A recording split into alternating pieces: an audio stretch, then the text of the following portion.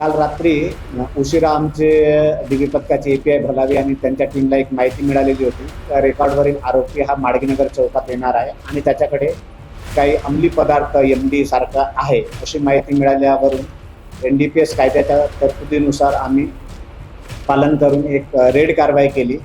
त्याला पकडण्यात आलेला आहे आरोपीला, आणि आरोपीला पकडून त्याची झडती घेतली असता त्याच्या खिशामध्ये 3 ग्रॅम एमडी, किंमत 30,000 रुपये आणि एक मोबाईल फोन 10,000 रुपयाचा, असा 40,000 रुपयाचा मुद्देमाल मिळून आलेला आहे. आरोपीचे नाव आहे विशाल सुनील चुन्नरवार, वय 27 वर्ष आहे, राहणार तो मनीष नगर येथील आहे.